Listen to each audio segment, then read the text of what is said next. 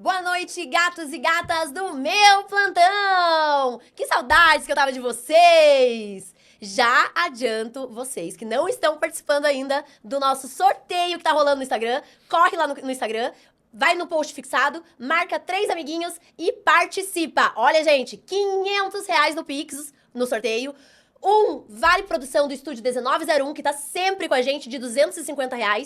Um vale de R$ 250 da Thai Store e R$ 250 da melhor loja de roupa fit de São José dos Pinhais, Bela Fit. Então, quem não tá participando, corre participar. E eu tô hoje com uma super convidada, que eu tava ansiosa pra receber ela, Cris Aguiar, psicóloga, e ela, gente, que me mandou com tanto amor e carinho esse inbox aqui, que eu quero mostrar. Eu já fiz um story mostrando ele, mas é de um super livro que recentemente lançou, né, Cris? Isso aí. Antes eu quero dizer, seja bem-vinda, Cris Aguiar. Uma salva de palmas. Obrigada pelo convite. Tô bem feliz de estar aqui hoje. Gente, olha a coisa mais linda, esse inbox que ela me mandou, com esse super livro que se chama Ninguém Quer Ser Madrasta. Então, quem ainda não conhece, corre, garante o seu, né, Cris? É isso aí. Ô, Cris, me fala uma coisa. Quem que é a Cris Aguiar por trás de psicóloga, escritora? Quem é a Cris Aguiar? Cris Aguiar é uma madrasta. Então, eu sou uma pessoa que tá sempre em busca de novidade, tá sempre em busca de ajudar o próximo, em vários sentidos, em vários aspectos. E o livro, ele vem daí, de uma madrasta que percebeu as dificuldades, né, de relação, de convivência, que mesmo sendo psicóloga, não conseguiu aplicar toda a teoria, porque quando é com a gente é diferente. Verdade. E aí surgiu uma nova família, uma família com um homem que tinha uma filha, e aí surge a Cris Madrasta por trás da Cris Aguiar, a Cris escritora e a Cris psicóloga. Então, o livro Ninguém Quer Ser Madrasta é relatando realmente a sua vida. É a minha vida, mas ele tem um viés da psicologia. Por quê? Porque quando eu conheci o meu marido, eu até brinco que eu vivi o Dia da Marmota. Você sabe o que é o Dia da Marmota? Não, conta pra gente, pro pessoal de casa. O Dia da Marmota, ele faz referência a um filme bem antigo, chamado Feitiço do Tempo. Nesse filme, a pessoa ficou presa no tempo. Todo dia era o mesmo dia, e era o Dia da Marmota. E antes de conhecer o meu marido, eu tive 2 relacionamentos com homens que tinham filhas, separados, divorciados, Sim. que tinham filhas, e essas meninas tinham 4 anos. Então, eu me relacionei com o primeiro, Com filho. com uma filha de 4 anos, me relacionei com o segundo, uma filha de 4 anos, e nesse momento, quando essa relação termina, eu adoto um mantra pra mim, que é: nunca mais eu quero saber de um homem que tenha filhos. E eis que eu conheço o meu marido. E quando ele fala pra mim que ele tem uma filha, a primeira coisa que eu penso é: ai, tomara que não tenha 4 anos, tomara que não tenha 4 anos, tomara que não tenha 4 anos. Tinha 4. Tinha 4 anos. Ai. E aí eu pensei, isso é o verdadeiro Dia da Marmota. Eu preciso olhar pra isso, encarar isso, porque eu vou ficar o resto da minha vida rodando na mesma coisa. E aí resolvi encarar. Claro, a gente se apaixonou, eu conheci a minha enteada, ela era muito pequenininha. E fui percebendo todas as dificuldades que a gente tem. Então, o livro ele surge como um diário, né? Um diário meu, onde eu faço as anotações. Sim. Na época, 7 anos atrás, eram anotações bastante fortes, bastante doídas, né? E na minha terapia, eu vou tratando disso, vou tratando dessas situações e percebo que ao meu redor tem muita madrasta. Eu ia perguntar isso pra você agora. Como foi a reação das madrastas quando você lançou o livro, que você começou a divulgar? Então, como eu não sabia, né, qual ia ser o fim daquele diário, e eu comecei a perceber que tinha muita madrasta em volta, eu comecei a trocar isso. Poxa, então eu acho que eu vou transformar isso aqui num livro, porque acontece a mesma coisa. Você acha que gerou muita identificação? Muita. E todas elas me falavam. Sim, claro, porque tem muito pouco material sobre isso. Sim. Tem quase nada. E um livro nesse viés... Desculpa, pode falar. Qual que foi a hora que você virou a chave? Que você falou, não, eu acho que agora é hora de lançar. Foi a hora que eu comecei a acomodar o meu emocional. A hora que eu comecei a perceber, assim, tudo que eu enfrentava de dificuldade, como eu fui conseguindo superar. Uhum. Com acertos, mas também com muitos erros. Foi uma prática, assim, muito empírica, tentativa e erro. Tinham coisas que davam certo, tinham coisas que não davam certo. E a hora que eu tive essa troca com as madrastas e eu percebi o quanto que era comum e o quanto que elas ainda estavam no lugar que eu já tinha passado, falei, por que não? E aí eu resolvi olhar para esse diário, reorganizar ele, através de tudo também que eu já tinha estudado e aí então percebido. E aí surgiu o livro. No lançamento dele, que foi há 2 semanas, né? 3 semanas atrás? 2, 3 semanas atrás, ele... 24 de maio, eu acho que foi. Então foi um mês atrás. Não faz. Um mês. Enfim. Aí eu percebi, assim, o quanto que ele foi bem aceito desde o começo. Eu fiz a pré-venda e mesmo os kits, né, que eu mandei pra muitas pessoas muito especiais, e Ai, ser uma gratidão. delas. Inclusive, ela manda uma cartinha, gente, escrita de próprio punho, que me comoveu muito. Eu fiquei muito feliz com o teu áudio, porque a gente não se conhecia, mas Sim. eu já admirava o teu trabalho, já acompanhava o podcast. E eu fiz questão disso mesmo. Gratidão. Assim como o livro foi alma, né? Eu quis escrever para cada uma das pessoas o que eu achava que fazia sentido. E hoje em dia é muito raro isso. Pois de você escrever uma carta de próprio punho. Então me tocou muito, eu fiquei muito emocionada. E aí eu mandei, né? E a receptividade já foi imensa, a pré-venda foi muito legal. E no lançamento não ia ser diferente, assim. É muito satisfatório, muito gratificante ver que esse trabalho está saindo do consultório e está atingindo tantas pessoas, tantas madrastas aí ao redor do Brasil já, né? Por que você acha, Cris, que a palavra madrasta carrega tanto peso negativo? Eu vou te responder com outra pergunta. Quando a gente pensa em madrasta, se eu falar assim, esquece tudo que a gente está conversando aqui. Se eu falar madrasta, qual que é a primeira imagem que te vem na cabeça? Ai, da bruxa da Branca de Neve. É sobre isso. Porque ela era muito ruim. É sobre isso. A madrasta carrega esse estereótipo, carrega essa coisa da madrasta má. E não à toa que o livro é uma maçã, porque eu queria também, de uma forma bem humorada, de uma forma leve, porque o livro tem muita coisa engraçada também, tem situações assim que eu tentei deixar muito leve, muito engraçado.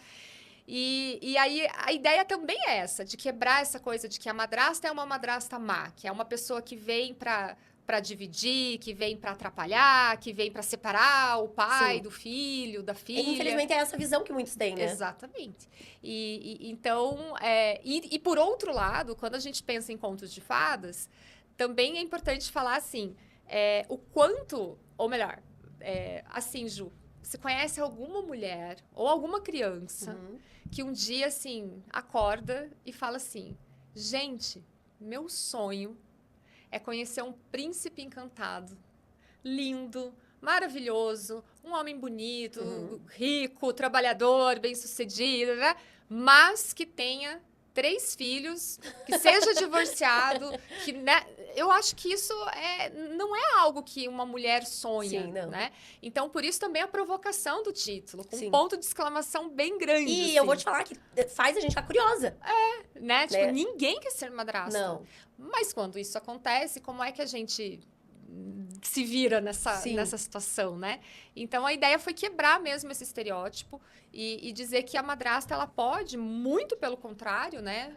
Não separar, mas somar, agregar, contribuir, né? Ela é uma cuidadora. Eu penso, não só da minha vivência, mas de muitas madrastas que eu conheço, que as madrastas, elas também maternam. Sim, eu também acho. E de forma alguma substituem a mãe. Sim. Que, aliás, é uma das coisas que eu trabalho muito em consultório. Eu ia te perguntar agora, Cris.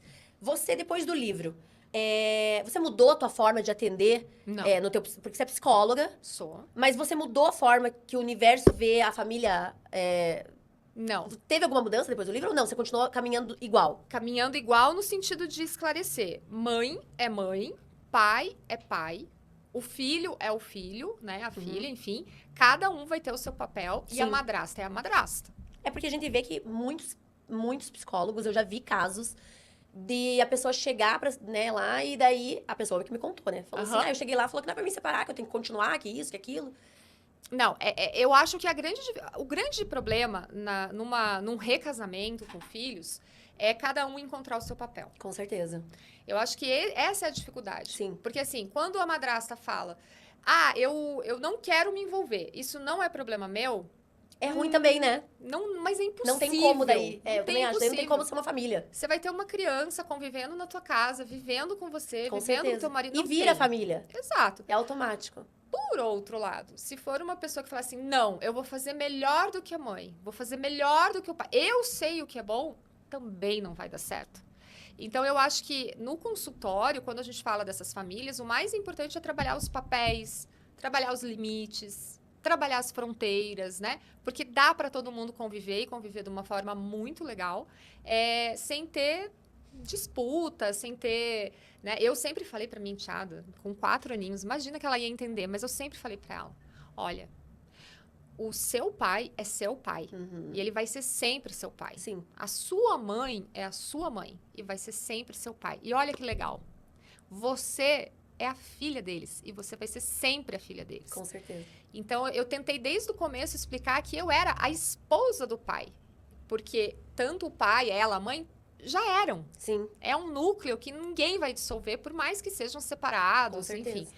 E ela cresceu com isso, sem a disputa. Ah, a gente fica com ciúme às vezes? Fica, né? Ai, puxa, queria estar com meu marido, mas aí hoje é o dia da minha enteada. A gente fica angustiada, a gente às vezes quer que seja diferente, a gente fica com uma agenda... a gente fica refém da agenda Sim. escolar e da agenda da mãe, da criança. Sim. Fica. Mas tudo isso, com o tempo, vai se acomodando, sabe?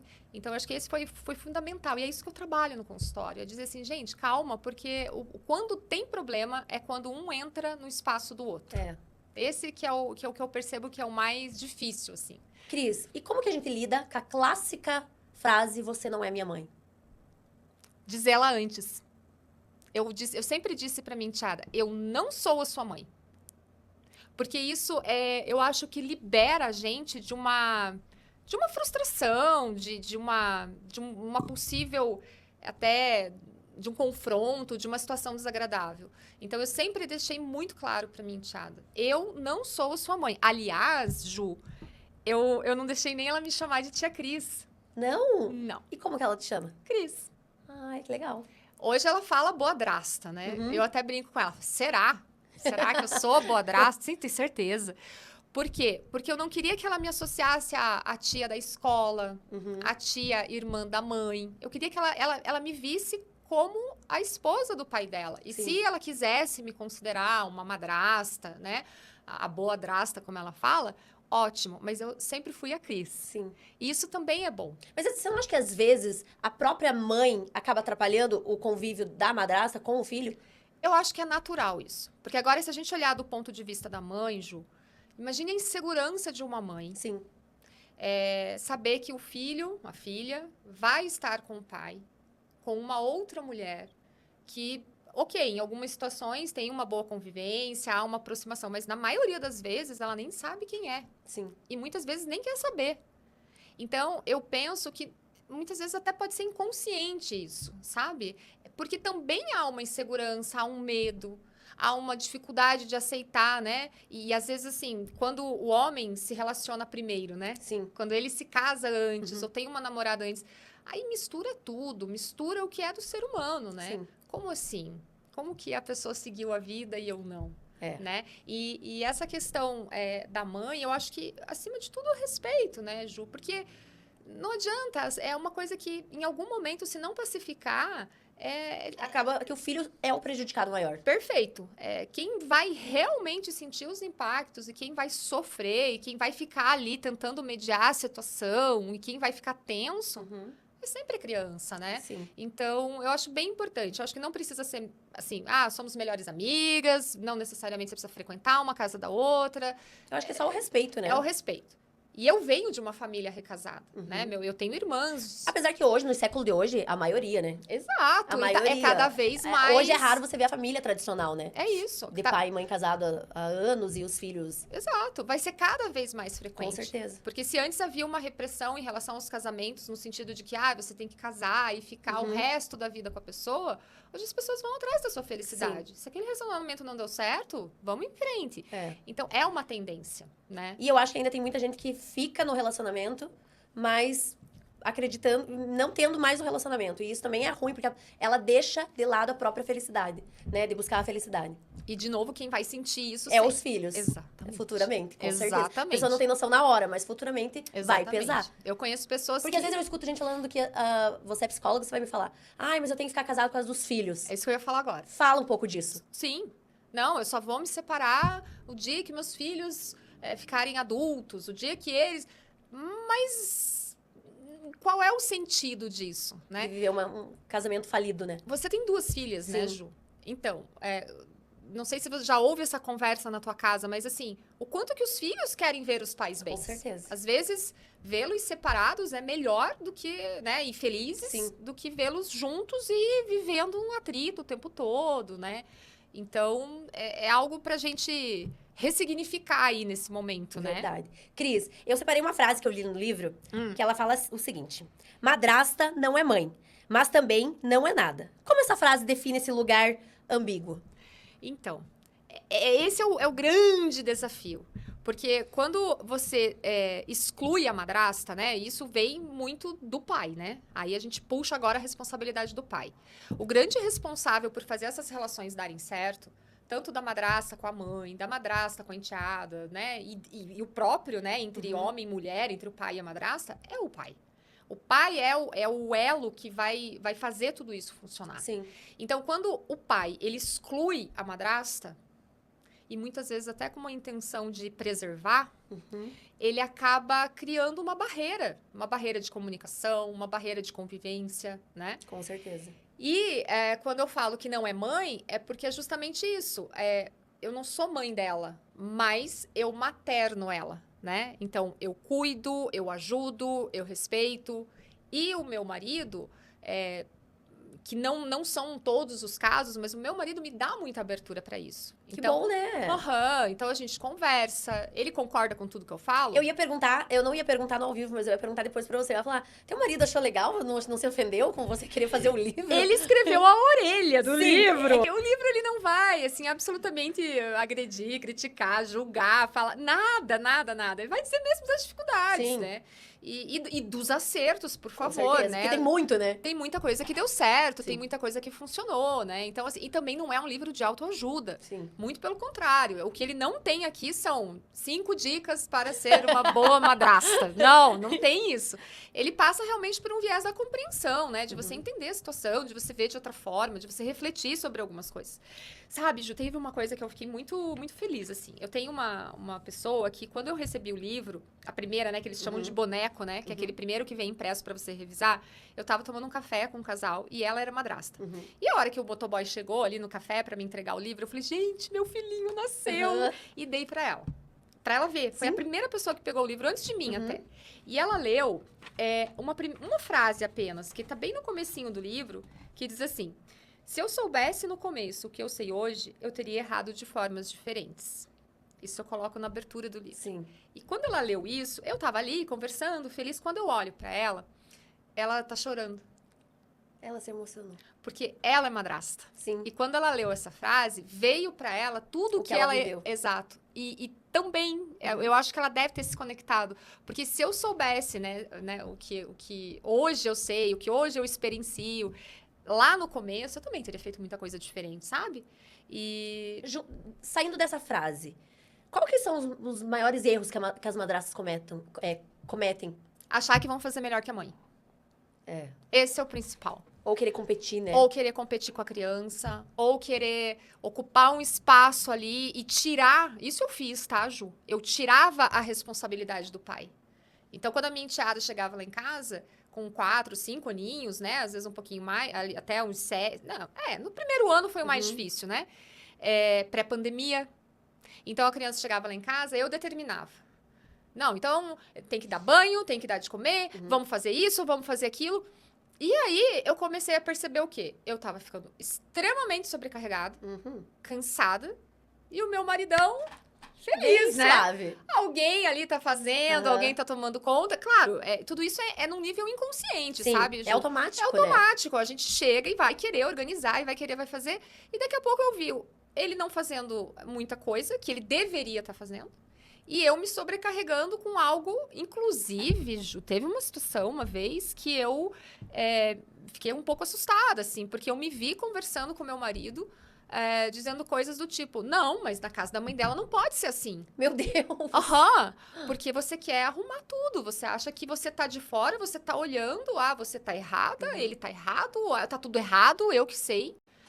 E aí, quando você cai na real e você percebe, gente, Mas é na casa dela. eu não tenho nada a ver com Sim. isso. O que eu posso fazer é a minha parte. Com certeza. E aí eu voltei, né? Eu conversei com meu marido, falei, olha, eu acho que isso aqui é teu, eu não posso interferir. Eu não posso educar por você. Aliás, nem tenho esse papel. E qual que é o papel do pai pra essa hora, pra estrutura familiar? Incluir, mas também assumir a sua parte. O que Sim. é a parte dele? Então, por exemplo, ele, no meu caso, tá? Na minha experiência, ela era muito pequena, então, assim, sim, vai ajudar a dar banho, vai preparar o jantar, vai brincar com a criança, né? Eu sempre preservei muito o momento deles, né? Então, tinha um momento nosso, mas tinha um momento, tem até hoje um momento deles. Tanto que hoje, assim, eu falo que eu tiro férias quando ela tira férias. Mas por quê? Porque quando ela tira férias, eu ponho os dois pra viajar. Sim. Eu falo, viagem, porque daí eu fico de férias. Bem feliz, férias dos dois. Eles têm um momento de qualidade e nós vamos ter o nosso momento juntos. Sim. Então, eu acho que isso é bem importante, sabe? Mas eu acho que o papel da madrasta é assim, se eu ver que tem algo errado, que pode ser melhor, não é chegar fazendo, não é Sim. chegar derrubando tudo. É chamar o marido. Não que você não possa falar algo Sim. na hora. Pode. Eu lá em casa hoje já temos uma rotina, assim, que eu falo, né? Eu falo pra minha enteada, olha, você não fez isso aqui ainda, vai lá, se agiliza, né? Não perde tempo e tal. Mas hoje eu não chego mais, como dizem, né? Com o pé na porta. Sim. Então, eu chamo ele. Falo, olha, eu percebi isso e o que você acha, né? Eu acho que por mim eu faria desse jeito. Muitas vezes ele fala, nossa, eu não percebi. Poxa, que legal que você falou. E às vezes ele fala, não, acho que isso aqui é exagero teu. Então, eu acho que esse é o papel da madrasta. É ela olhar, não ficar alheia, não ser omissa, né, nas percepções, mas não querer sozinha resolver. Sim. Porque isso não Eu ia te vai dar perguntar certo. agora, Cris. Quando a gente quer ser tudo, fazer tudo pros outros, e daí a gente acaba... O que sobra de nós? Pois é. Não sobra nada, né? Você se sobrecarrega, Sim. aí você vê que você... E mais um detalhe, não é só se sobrecarregar. É porque quando você tenta fazer tudo, na maioria das vezes você não consegue. E aí, Sim. além de tudo, você se frustra. Porque como é que eu vou mudar algo dentro da casa da mãe da minha enteada? Não tem como, né? E aí, teve uma situação que foi muito interessante, assim. A minha enteada fazia terapia, né? Com a psicóloga dela. E, num determinado momento, a psicóloga chamou, né, o pai e a mãe para fazer o alinhamento, né? Afinal, ela é menor e tal. E me chamou. E daí, você foi? E eu achei aquilo... Nossa, falei, nossa, é verdade, né? Claro, eu participo da vida dela. Eu também tenho coisas para falar, né? Porque eu convivo ali com eles. Eu também sou uma cuidadora. E aí ela me disse uma coisa muito importante, que eu acho que ajudaria muita gente, que é o seguinte. Existe um negócio chamado parentalidade paralela. O que significa? Que não tem problema, e aliás é até saudável, que haja regras na casa do pai e regras na casa da mãe. Elas não necessariamente... Eu ia te perguntar, como que a gente coloca o limite sem ser autoritária, ou sem ser omissa? Você cria... Porque assim, as crianças, elas, para se sentirem cuidadas, principalmente quando muito pequenininhas, elas se sentem cuidadas não é com vou fazer tudo, vou dar tudo. O que você quer? Quero...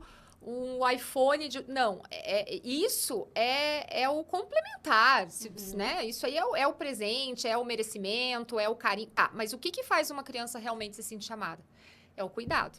Com certeza. E o cuidado envolve limites. As crianças pedem limite. As crianças funcionam muito melhor com regras, com rotina. Eu também acho. Com tarefas, com pequenas responsabilidades, conforme a idade delas, né? Então...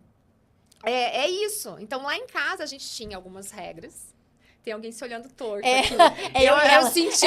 O que aconteceu agora? Quero saber. Agora vamos fazer terapia. Eu acho que eu vou marcar uma consulta com você, porque você é psicóloga, né? Eu vou marcar. Você atende criança? Eu atendo a partir de 12 anos. Ah, então ótimo, já dá. Tá. Eu vou mesmo. Então, vamos. Vou mesmo. Vou passando um momento difícil. Então. Só que assim, é que a gente é amiga há muito tempo. Ela veio, inclusive, chegou hoje em Salvador, que ela mora em Salvador, mas por mais que ela esteja distante, a gente sempre está juntas. Hoje, né, eu meio que puxei, né, a orelha da minha filha e ela veio me dar dura. Por isso que eu dei uma olhada nela. Então, não, tem que passar a mão, tem que ter acolhimento, tem que ter, mas também tem que ter alguns limites. E Com aí, certeza. quando essa psicóloga chega pra mim e fala assim, tá tudo bem essas regras não serem iguais na casa da mãe e na casa do pai. Tá tudo bem.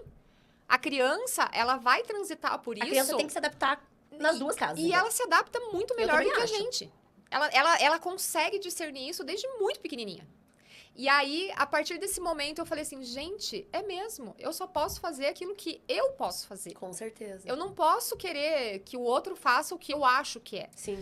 Então, a partir desse momento, começou um diálogo muito diferente comigo e com o meu marido em relação a essas regras, a nossa vida. Porque ele também sofria. Com certeza. Porque ele falava assim... Ele fica dividido, né? Exato. E aí, um dia eu falei pra ele, eu falei assim, escute, o que a gente pode fazer aqui. Com certeza. Aí, ela também, a minha enteada vai ter que ter a resiliência, vai ter que crescer, vai ter que ir pra vida pra resolver as coisas que são... Não podem... A gente não pode interferir. Sim. Que é dela, com a família da mãe, com quem quer que seja. E aí, a partir desse momento, virou o jogo. E eu acho que até, Cris, quando a criança tá feliz nas duas casas, tudo flui, né? Exatamente. E hoje a minha relação com a minha enteada é muito engraçada. Porque a gente tem uma cumplicidade muito grande. Assim, nunca fui de mimimi. Eu não sou a madrasta carinhosa, que pega no colo, que fala bonitinho. Não, eu falo com ela de igual para igual. Eu respeito muito ela. Eu tenho um carinho, um amor muito grande por ela. Mas é uma coisa que... a minha personalidade não é... né, é mais firme. Então, hoje, é muito engraçado. Porque... O pai é o pai, Sim. né? É uma guarda compartilhada, ela fica pouco com a gente. Sim. Então, quando o pai tá lá em casa, quando ela tá lá em casa, o pai não quer se indispor, ele não tem que quer deixar fazer tudo, né? problema, entendeu? É. Então, passou um pouquinho do horário de dormir, ou então, hoje não fez isso, ou era pra fazer. Então, é um pouquinho mais permissivo, né? E comigo não, porque eu não tenho esse envolvimento que é uma relação pai-filho, mãe-filho, né? Apesar de todo o carinho, de todo o amor, é muito diferente. O meu marido fala isso pra mim o tempo todo. O amor de um pai por um filho, de uma mãe por um filho, é uma coisa surreal.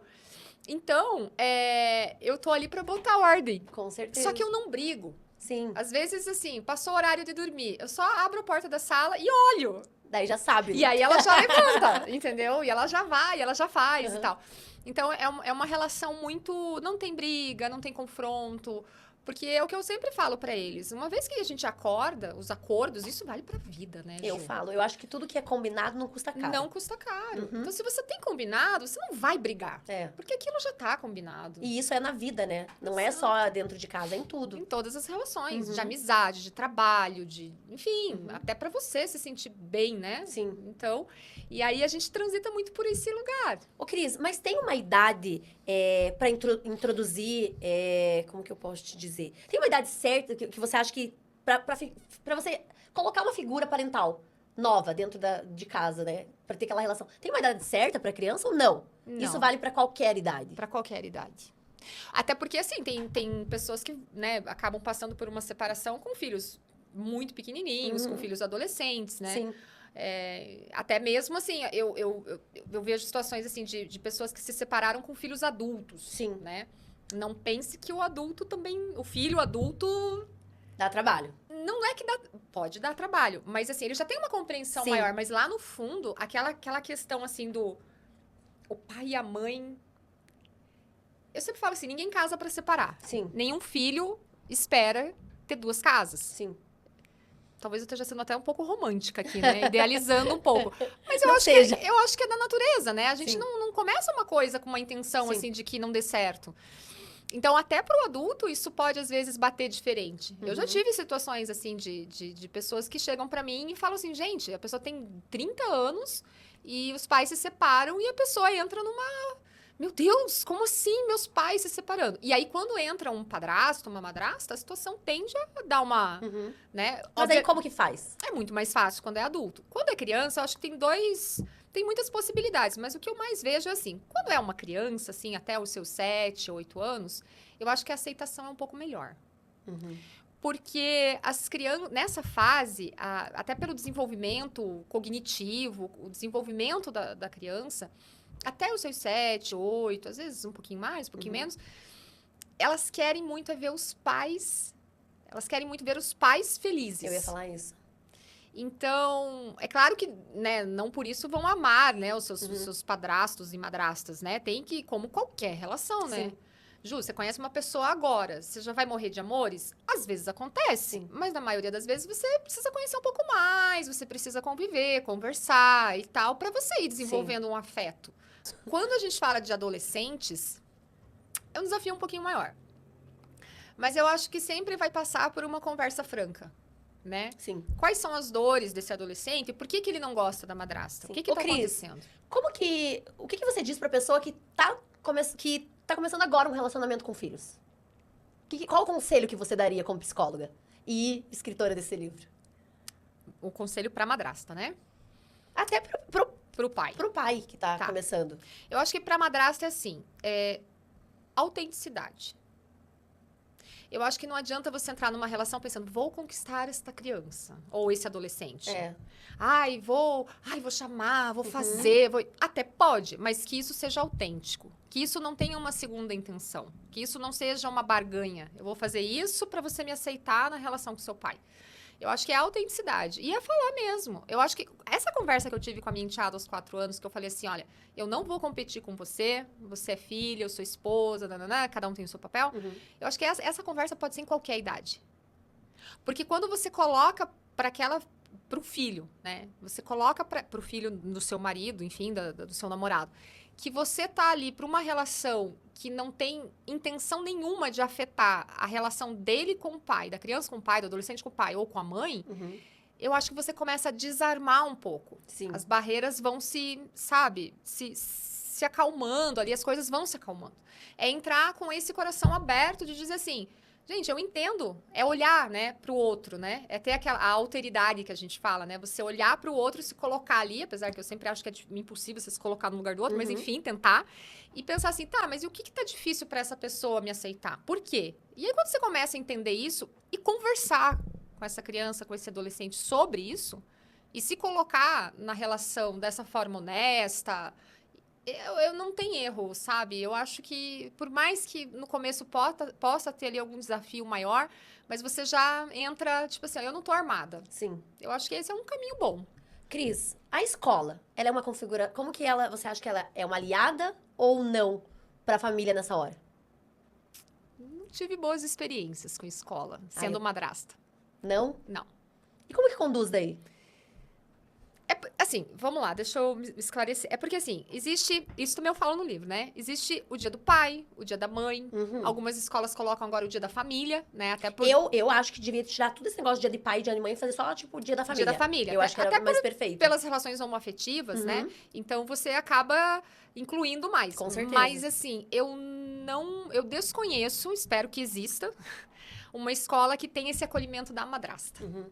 Né? Inclusive, eu mesma já fiz rodas de conversa em grandes colégios de Curitiba e já tentei levar o meu trabalho para trazer a madrasta, né, para o contexto. Eu acho importante. Mas a resistência é muito grande.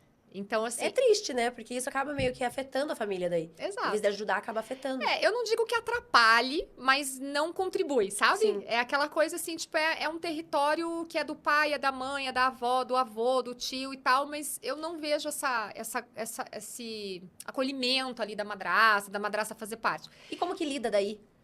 Eu deixei com de ir. esse não reconhecimento. Pois é. Porque isso não é daí só na escola. É em vários lugares. Às vezes até na própria casa. Sim. E daí como que lida com isso? Você como psicóloga. Eu acho que é a tentativa que eu faço no livro e que eu tento trazer agora, né, aqui nesse podcast, de tantas outras formas, é inserção, né? Eu acho que é um processo, vai levar tempo ainda, né? Eu acho que cada vez mais, mas é um tempo que a gente precisa trabalhar para dizer, olha, a madrasta não é só a rainha má lá que envenenou a Branca de Neve. Tem outras, né, outras pessoas ali que podem exercer esse papel sem esse estereótipo, né? Então... Ô, Cris, você como psicóloga agora. Tá. Qual que foi o pedido mais inusitado, assim, que você recebeu de uma madrasta lá no consultório? Lembra aí que a gente gosta de polêmica. Polêmicas. Ou não teve? Teve. teve de uma madrasta querendo entender como seria a guarda, pedir a guarda da criança. Mentira que teve isso. É. E como que você conseguiu conduzir isso? Na verdade, assim, a gente... É que você tem que mais escutar, né? Não, Ou você fala? eu falo. Ah, então é lá mesmo que eu vou. Eu falo. Eu Não, vou- a minha Já abordagem vou marcar é dialética. consulta quando você terminar aqui. Isso mesmo. A minha prática é dialética, não. Eu acho que existem abordagens que são muito importantes, reconhecidas, que eu respeito, né, da escuta terapêutica, mas eu jamais conseguiria exercer essas abordagens. Eu sou da reflexão. Então, nesse caso, eu trouxe muito a questão, assim, tentar mostrar o que significava mesmo ter essa guarda ou não. O que seria esse processo para a criança, para o pai, para a mãe? Será que isso é algo realmente genuíno, que aquela madrasta queria? Ou será que isso passava por um cabo de guerra, né? Um jogo de... como é que fala? Queda de braço, né? Por quê? Porque, gente, é uma responsabilidade imensa. Com certeza. Né? E aí, acima de tudo, o que eu tentei ali falar? Não é nem dizer faça ou não faça, mas o quanto que isso seria bom para a criança. Sim. E aí, a gente está trabalhando ainda. E, Cris, qual foram os sintomas emocionais mais comuns que você recebe no consultório das madrastas? Essa sensação de que poderia fazer melhor. O ciúme da relação, que às vezes elas não identificam, né? Às vezes elas estão ali com raiva, elas estão indignadas, elas estão reclamando, e não percebem que o que elas estão sentindo é ciúme. Eu acho que o ciúme é um dos grandes vilões, é o grande vilão das relações de madrasta com enteado e pai. Porque é o ciúme do tempo. É o ciúme do presente, é o ciúme de ir no mercado e ver que o pai lembrou de comprar a bolachinha do filho, mas não lembra de comprar a balinha da madrasta, sabe? São aquelas coisas, assim, que não tão, assim, explícitas como o ciúme, mas são. E muitas vezes, Ju, isso é muito triste. Eu não passei por isso. Pelo menos não que eu saiba, né? Mas imagino que não. A alienação parental. Que tem muito hoje em dia, né? E é uma coisa que eu descobri sendo madrasta, que a alienação parental, quando a gente fala, não é só a alienação do pai e da mãe, é a alienação pela madrasta mesmo. É quando uma mãe e um pai falam para a criança que o padrasto ou a madrasta não é legal, não é bom. Porque se tem uma coisa que criança, todos nós temos, né? Nós temos pactos de lealdade. Sim. Você é daquelas que fala assim... Eu posso falar mal dos meus filhos, mas ai de quem falar mal do meu filho? Você tem isso? Ai, não sei se eu tenho isso. Não tem? Eu acho que não. Porque a maioria é isso, né? Fala assim, não, eu posso... Não, eu digo assim, eu não gosto que ninguém fale dos meus filhos. Isso. Não fale mal dos meus filhos, né? Mas assim, se algo... Uma crítica. Daí eu escuto. Mas assim, Mas assim, só eu que posso falar mesmo, entendeu? É nessa linha. É nessa linha. Então, mas eu aceito as críticas. Eu não sou aquela mãe que fala, não, eu não aceito. Alienada, você que tá doido. né? Não, eu acho que isso é péssimo. Eu também acho. Eu acho que você acaba estragando o seu próprio filho. Exatamente. Porque eu acho não, eu tenho certeza que a criança, ela cresce sendo prejudicada. Com certeza. Quando você passa a mão sempre, né? Com certeza. Então, assim, na escola, ou a vizinha, ou qualquer pessoa que me chame pra falar, eu aceito super de boa, porque tem muita mãe que não aceita. É isso mesmo. Então, isso aí, esse não aceitar, ou como você falou, assim, eu não gosto que fale mal, mas eu aceito crítica, é um pacto de lealdade. E os enteados, os filhos, por mais que reclamem da mãe, que briguem com o pai, eles têm um pacto de lealdade muito grande. Então, quando você coloca a criança ou adolescente numa situação de ter que escolher, ou de ter que defender ou apoiar, isso é péssimo. Sim. Isso é péssimo. A criança, ela cresce num ambiente, assim, de confusão mental, assim, de querer realmente... Ela se reprime, né? Porque a minha enteada, por exemplo, ela nunca falou nada da mãe pra nós. Assim, nem de bom, nem de ruim. E eu acredito que também nunca tenha falado de nós para a mãe. Com certeza. Então, isso é um ponto de tensão. Porque... Não precisa chegar e dar o relatório, né, da casa do outro. Sim. Mas, assim, qual é o problema de falar, né? Ah, a minha mãe gosta dessa comida também. Sim. Ou, né, lá a minha madrasta falou isso. E essa tensão que se gera quando a criança não pode, né, comentar daqui pra lá, de lá pra cá. Não tô falando que ela foi proibida de fazer isso, mas é algo que acontece muito ali quando a gente fala de alienação parental. Então, a criança, ela fica tensa. né? Eu deixei de frequentar os eventos da escola da minha enteada, tipo festa junina. Por quê? Porque eu sentia que ela ficava tensa. Sim. Eu senti, ela fala que não, mas eu percebo. Então, eu prefiro ir naqueles eventos em que ela tem uma apresentação final de ano que são 2 apresentações. Daí, o meu marido e a mãe dela dividem, né? De manhã vai ele com a família, de tarde vai ela com a família. Então, aí nesses casos eu participo. Mas aonde tem que estar junto, nós 3, né? Eu evito. Mas não porque ela me pediu, Sim. não porque a mãe pediu, não porque o pai pediu. Porque eu sinto que ela fica tensa. Sim. Daí você quer o bem-estar dela. Então, eu falo, não. Aí, eles me mandam fotos, eu comento. Quando ela chega, eu pergunto, a gente conversa. Ok. Mas pra que gerar atenção? Então, isso são coisas que a madrasta traz. Sim. Ô, Cris, e qual que é a hora que a gente tem que parar, virar a chave e falar, agora eu preciso procurar uma terapia? Desde o primeiro dia que você conheceu um homem com um filho. Ai, meu Deus! Ai, é sério? Eu acho que depende muito. Porque, assim, isso já num contexto amplo da psicoterapia. Você só vai pro terapeuta, pro psicólogo, quando você tá com um problema, certo? Errado, né? Mas acredita que eu nunca fui? Aí, ó. Nunca Tá fui. vendo?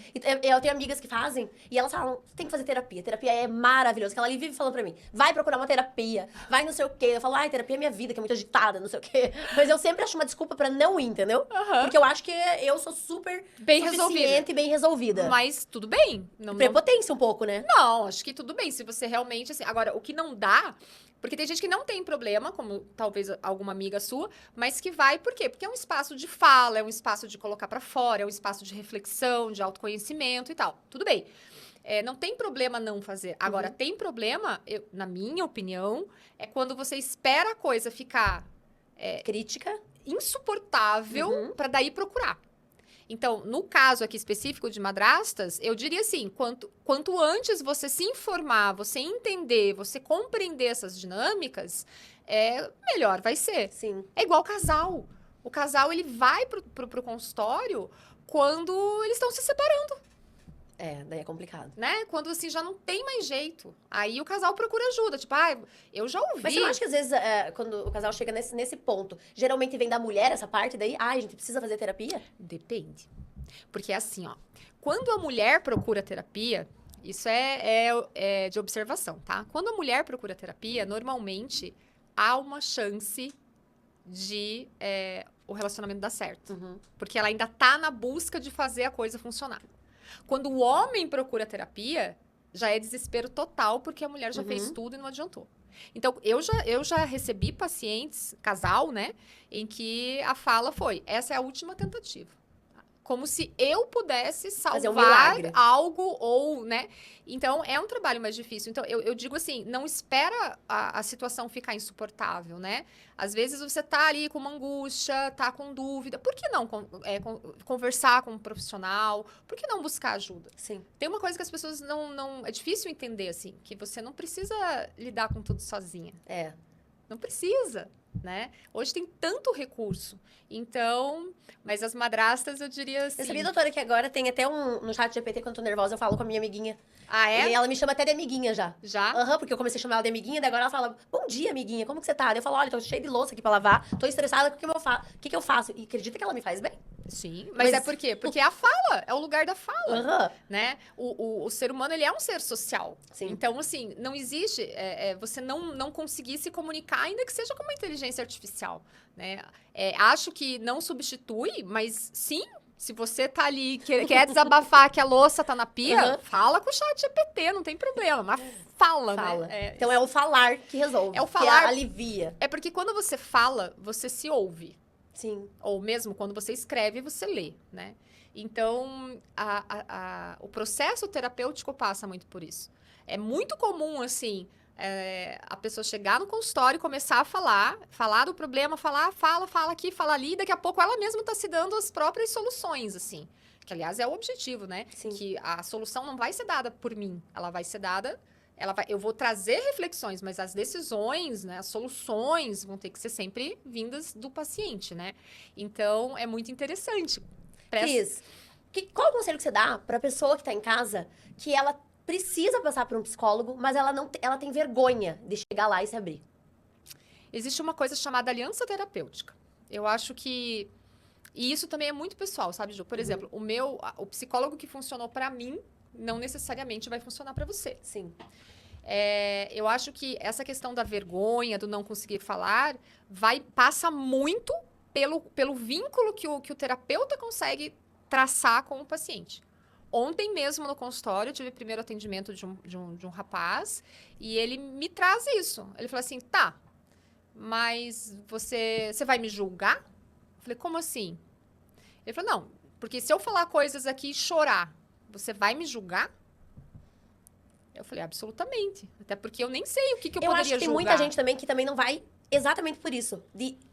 Com medo de contar algo e ser julgado. E assim, de ser, às vezes até nem verbalmente, né? Às vezes, assim, acontece da pessoa, você conta algo que choca, e aí o terapeuta às vezes faz uma cara ou faz uma expressão. Então, não, a gente tem que estar ali com o coração aberto ali, sem se despir, né, dos preconceitos, né? E então é muito disso. Acho que se a pessoa tem vergonha, talvez é porque ela não tem ainda encontrado uma pessoa que consiga, né, trazer esse vínculo e fazer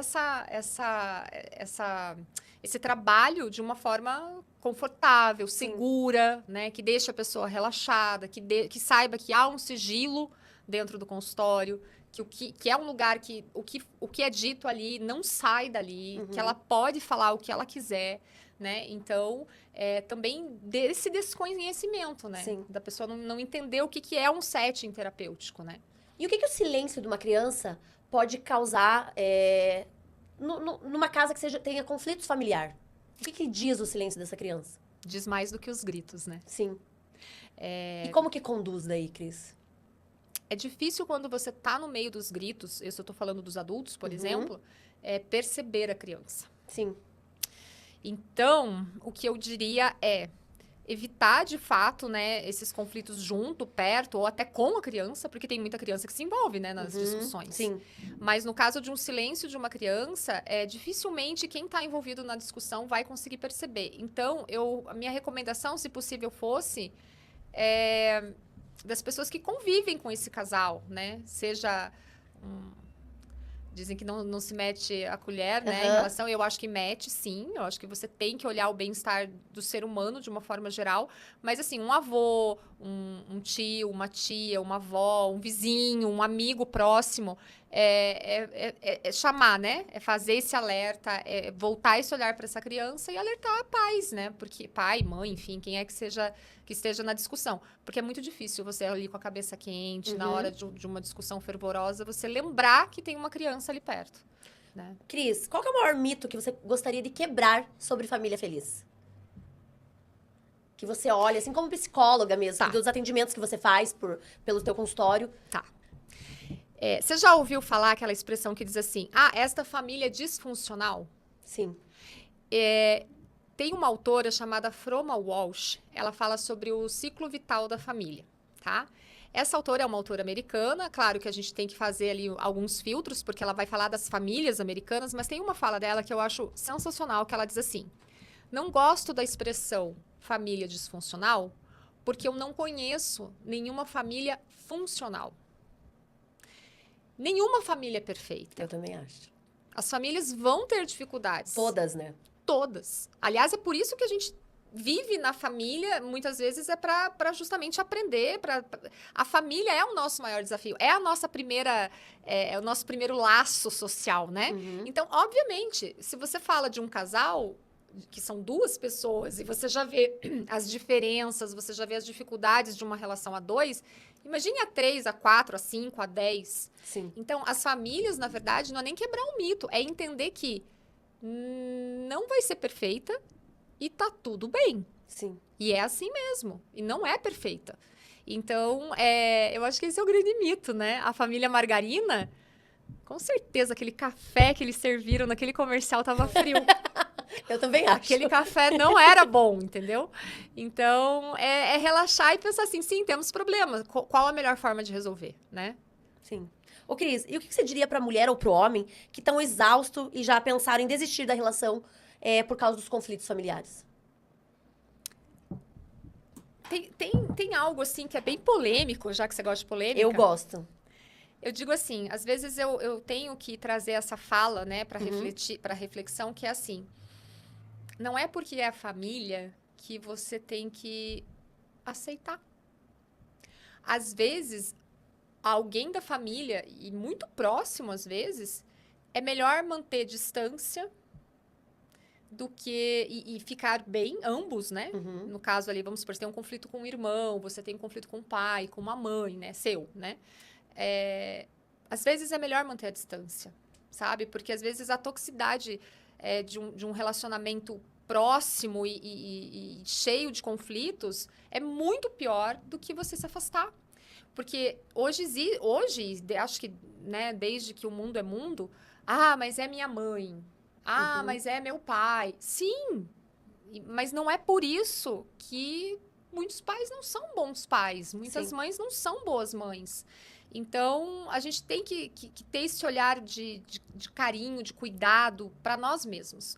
E, às vezes, se afastar é bom. Então, se um casal está vivendo um conflito onde há uma cumplicidade, há um amor envolvido, há uma vontade de estar junto, e existe um problema na família que está impedindo isso, não é generalizado, cada caso é um caso, mas é estabelecer esses limites, né? Estabelecer talvez um distanciamento, né? Em prol, não estou falando cortar as relações, mas um distanciamento em prol de algo que é importante para você, né? Para o casal. Cris, como que os filhos do parceiro veem quando a madrasta é mais nova do que a mãe? Então, né? Foi uma coisa, quando a minha mãe faleceu, eu falei pro meu pai, pai, super a favor, você pode ter outras pessoas, mas por favor, não se relacione com uma mulher mais nova que eu. Bom, não aconteceu, mas eu acho que tudo é válido, né? Eu falei, claro, num tom de brincadeira, mas não. Mas eu acho que pode ser um desafio, mas eu acho que hoje é algo tão discutível, no bom sentido, né? É tão relativo essa questão de idade, porque, nossa, eu vejo pessoas assim que têm lá 40, 50 anos com uma mentalidade de 15, de 10, Verdade. né? E às vezes pessoas ali que têm ali os seus 20, 30 anos são extremamente maduras. Então, eu acho que a idade é um número, né? Eu acho que os filhos, nesse caso, têm que olhar e tentar ver o que está por trás desse número. Quem é que está por trás desse número, né? Qual é a relação atrás dessa diferença de idade? Sim. Né? Eu penso assim. Cris, e que conselho você daria para quem vive uma família mosaica e sente que está sempre no limite? Então, a família mosaico é um apelido ali, né? Sim. Que eu gosto muito, porque a família é isso, né? São pedacinhos que vão se encaixando. Eu acho que quando você entende, né, o quanto que o outro... Qual é esse pedacinho dentro desse mosaico, não pode haver esse limite, né? Eu acho que antes de chegar no limite, tem que ter uma fala, tem que ter um diálogo, tem que ter uma discussão, né? Eu acho que quando você deixa no limite, é aquilo que a gente estava falando sobre terapeuta, né? Quando você está ali na última do casamento e aí vai para um consultório de um psicólogo e fala, essa é a nossa última tentativa. Então, talvez seja assim, não deixar chegar nesse limite, né? É observar, é tentar fazer tudo o que é possível e antes de chegar num limite ali, numa situação difícil, insustentável, talvez terminar um pouquinho antes, né? Eu acho. Aquelas relações que falam assim, a gente terminou porque agora a gente ainda consegue terminar esse amigo. Sim. Né? Se a gente ficar um pouco mais, a gente não vai conseguir, né, se olhar. Então, eu acho que é esse o cuidado. E eu falo que o tempo é o que a gente tem mais valioso. E daí a gente fica procrastinando a nossa felicidade. Exatamente. É ruim isso. Exatamente. Cris, o que você gostaria que o mundo entendesse de uma vez por todas sobre madrasta? Que sim, elas vão existir. Vão. Eu creio que cada vez mais e que tá tudo bem. Sim. Né? E que eu acho que acolher essas novas, né? Esses novos personagens, né? Dentro da família é algo que tem que ser natural e que vai acontecer. E quanto mais abertura for dada de ambos os lados, melhor vão ser as relações, né? Eu venho de uma família mosaico. Eu tenho... A minha mãe casou com meu pai... Foi o terceiro casamento do meu pai. Então, eu tenho irmãos aí, né? Sim. Do primeiro, do segundo. E eu lembro que a minha mãe com a mãe das minhas irmãs tinha uma relação Eu lembro da gente passar Natal junto, todo mundo, né? Uhum. Precisa ser assim? Não necessariamente. Sim. Mas olha que legal, né? A gente poder frequentar a casa, eu Com da mãe certeza. delas, elas da minha mãe, e aquilo, a gente nem lembrar que tinha mães diferentes, né? E isso também é um ponto, né, Sim. Ju? Porque eu, no meu caso, eu não tive filhos com o meu marido. Uhum. Então, a minha enteada não tem irmãos. Agora, existe mais esse fator, Sim. que é quando a madrasta tem um filho, né? E aí começa mais um desafio ali. É. Porque daí a enteada, no caso, o enteado, não vai receber só uma madrasta, não vai ganhar só uma madrasta, mas vai ganhar um irmão. É, verdade. Então aí começa, assim, mais um desafio. E eu acho que isso tudo passa por esse crivo ali do como conversar isso, como acertar, como alinhar, como fazer as regras, como organizar tudo isso. Aí é tranquilo. Cris, estamos chegando ao fim Oh. dessa super entrevista. Adorei te receber aqui. Que bom. Mas tem uma pergunta que todo mundo que passa aqui tem que responder. Ai, meu Deus. O café, pra você, é com açúcar ou sem açúcar? É com adoçante. Ai, não, Cris. Ai, não. Olha, Cris, você só tá me decepcionando hoje. Não fale que não, fale que eu que te decepcionei, né? Que falei coisas que não devia. Ainda bem que é gravado, né? Cris, é dia de falar café sem açúcar, brincadeira. Café dela é com adoçante. Não, Mas não. eu vou te dar uma dica. Diga, aceita, Eu sei que é aceita. psicóloga, mas eu vou te dar uma dica hoje. Pra você parar de tomar café com adoçante. Você toma um dia o café com adoçante, um dia sem. Um dia com. Sabe com quem eu aprendi? Aprendi com a cardiologista que teve aqui no nosso programa. Beijo a você. Doutora Tayane. Ela falou, eu vou dar uma dica. Toma um... Né, Erickson? Ela deu essa dica. Um dia com adoçante e um dia sem. Um dia, quando você vê, você tá tomando café sem açúcar. Mas, ó, em minha defesa, eu tô fazendo um desmame do Isso. adoçante. Eu tô diminuindo gotinhas a cada dia, assim, ó. Até um dia que ele não vai ter mais gotinhas. Acho justo. Cris, todo mundo que passa aqui, eu gosto de deixar uma lembrancinha pra Muito pessoa não obrigada. esquecer da gente. Então eu mandei fazer uma caneca com o seu nome personalizada. Ai, que lindo! Espero que você use com muito café Com sem cer- açúcar. Sem açúcar. E marca a gente lá a qualquer hora, faz Pode deixar, um vou story marcar. lá e marca a gente, que é uma honra receber você aqui no programa. É uma honra. Eu fiquei muito feliz com o teu presente. Eu vou confessar que a cartinha me pegou mais ainda do que... Você acredita que eu não comi nada, né? Eu deixei tô tudo vendo! intacto. Porque eu Eu falei, tô não, vendo. ela vai no programa, tem que estar tudo certinho, né? Como que eu vou fazer a divulgação dela? Com o vidrinho Com vazio. os vidrinhos não dava. Eu falei, não, vou manter assim. Daí até minha filha falou, posso pegar um confete? Eu falei, não mexe. Não mexe, porque esse aqui eu vou usar com a Cris lá no programa. Depois eu te dou. Agora tá liberado. Agora, hoje já tá liberado o confete. Mas é uma honra recebê-la Muito aqui. obrigada. Fiquei muito feliz com a tua presença. Eu quero falar pra você que quando você precisar um espaço, que você queira lançar o teu próximo livro ou contar alguma novidade, o Café Sem Açúcar tá de portas abertas pra te receber. Sempre uma honra. Muito obrigada. E eu trouxe, então, para você, para os convidados, né, um livro para você sortear, presentear, ver como que fica melhor. O meu livro. Ninguém Então eu vou Quer Ser fazer Madrasta. assim, Cris. Tem um sorteio rolando. Tá. Já vou avisar, relembrar o pessoal de casa. Tem sorteio rolando que a pessoa vai ganhar 500 pila no Pix. Ó, din-din, massari, bufunfa no bolso. R$250 de vale da Thai Store, a melhor loja de roupas femininas de São José dos Pinhais.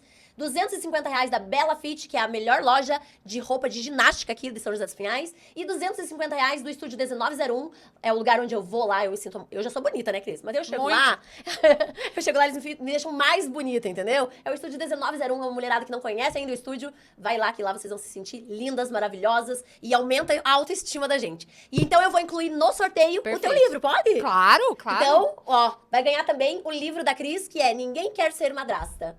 Cris, que honra! Desculpa as Obrigada. brincadeiras. Imagina, Eu quero foi que, ótimo. espero que você tenha se sentido em casa. Sim. E quando você tiver outro livro, você vem lançar aqui com a gente. Pode deixar. Divulga tua rede social pra gente.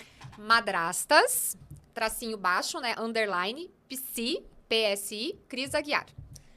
Gente, tá acabando, finalizando aqui. Eu espero vocês quarta-feira que vem, ao vivo, no nosso canal do YouTube. Quem ainda não fortaleceu a gata, não se inscreveu no canal, corre se inscrever no canal. É de graça e não custa nada. Um beijo e tchau! Que